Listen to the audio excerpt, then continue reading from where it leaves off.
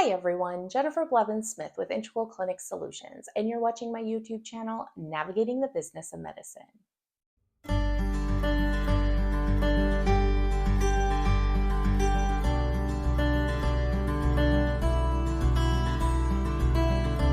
Today I want to talk about a growing trend in healthcare on AI and machine learning. You're probably going, okay, I've heard of AI. I'm kind of overhearing about AI because I know it's been in the forefront of the news for a while now. But you're probably going, I don't know what the heck machine learning is. And I am going to tell you today. To start with, machine learning is actually a subset or a type of AI, if you will, but it is proving to be very beneficial in the healthcare landscape. I was doing a little bit of research and I was kind of looking at healthcare trends to see what I want to do a video on because I haven't done one on healthcare trends for a while. And of course, AI is the number one topic everywhere because it just keeps advancing so rapidly and helping in so many different ways. But then I saw this machine learning and I was like, machine learning? I'm thinking of like this large, kind of like how home computers or computers started way off in the 80s. They were like room sized machines, right? And I'm thinking about like this machine and this matrix dot printer printing out all this information. It's just my old school brain going to that. And I was really intrigued. And I was like, I better read about this. Well, it's not anything like I was picturing. However, it is working like a horse to help our industry improve a lot of different areas. So I wrote down where they're seeing the most benefits of machine learning right now. Like I said, it's transforming healthcare, and we're just in the very early stages of utilizing this technology. It's going to be very, very interesting to see where it goes and how quickly. But definitely, it's making things more efficient when it comes to streamlining operations in healthcare, as far as in practices and groups, which is fantastic. It's enabling more accurate diagnoses, which I think is very, very encouraging. And it's helping create a personalized treatment plan for patients, especially with chronic conditions, cancers, things like that. So I was like, okay, well, how does it do it? I'm very curious on the how and the why, right? We know the why because we always want to be giving better care to patients. We want to cut down the costs of healthcare, things like that, which it is going to do. But basically, how it starts is it's taking a vast amount of information. And what it does is it takes all that data and it analyzes it, it creates algorithms, it's looking at things a lot faster than a human could. And it's coming out and learning, it's teaching itself from this data to be able to predict things and able to um, identify things faster than a human could. Not that humans are unable or unable, but it's just so much faster because of the way it processes. It gave an example of a uh, a bunch of different imaging, MRIs, CT scans, ultrasounds, all going through, and this process identifying and looking and comparing and seeing and being able to go, oh my gosh, this person has very early stage, blah, blah, blah. Or this is this diagnosis because of this, this, and this. It's fascinating.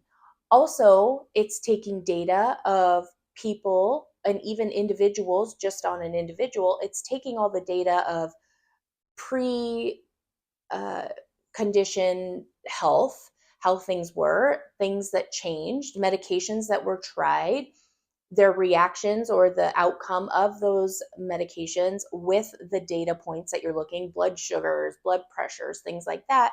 And it's generating all this information and it's coming with these recommendations of how to be more proactive in their health.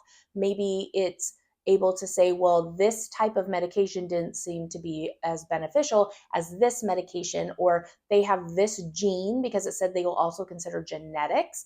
They have this gene or this kind of information in their blood that would indicate that they wouldn't respond as well to something in this medication or this family of meds. And so you need to put them on this med for this condition. It's fascinating. It's bringing in all of this different pieces of data from all these different places, and it's helping not only with people who have certain diagnoses to be able to early detect, be more proactive, things like that, but it's also being able to take just my personalized care, your personalized care, all of the information you can give it and digest it and come out with, okay, well, they need to be on this regimen, they're going to benefit more from this diet. It's just really proving to be extremely beneficial to not only catch things early and be proactive, but it's also helping predict the outcomes to lessen the complications from things. So if they go, oh, you've had them on this medication, but we see other patients with these same data points that had a very poor outcome, you need to change this treatment plan to something else. You're able to do that before the patient actually experiences these really bad reactions or failure of response, things like that.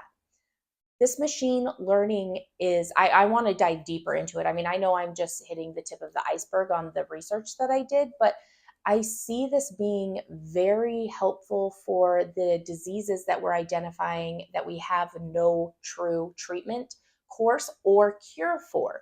We might be able to find them with this a lot faster than if we were just to rely on our own human minds, which are brilliant, but it does take time, and this comes together and is just being able to process so much more so much faster that there's really, I can't see a super big downside at this time. Of course, all good things can have a point where they're misused or they are used maybe when they shouldn't be, and we should be relying on our individual human minds. We'll have to see how that plays out. However, right now, I think it's going to help jumpstart us into some really good things for people who really need it. I am, again, fascinated. I'm going to be honest with you, AI in general does scare me. I am apprehensive about a lot of AI use in the world and in our lives. However, in healthcare, I do see its appropriateness.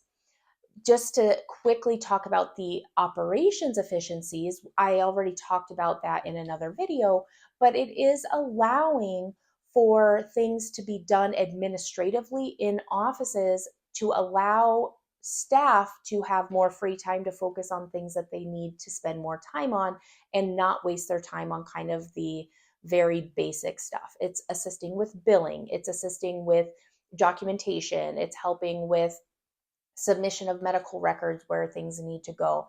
Things are really coming along in that area.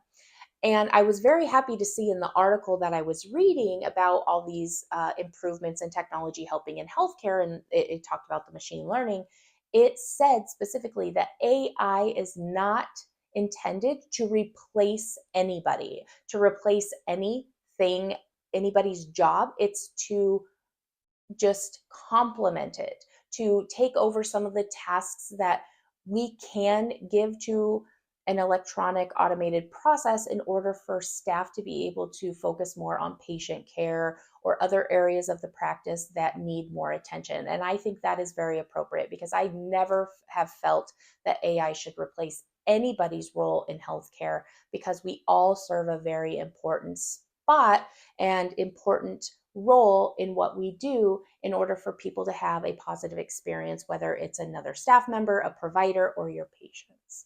I was very happy to see that. But anyway, if you want to learn more about the AI and machine learning, I encourage you. I'm sure there's tons of articles out there. I haven't looked, but I know I'm going to be doing a deeper dive.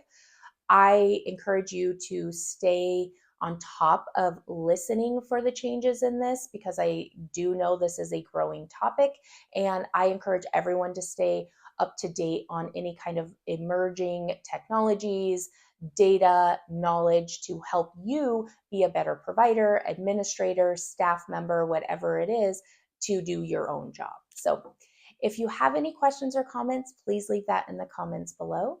Smash the thumbs up button if today's video was helpful.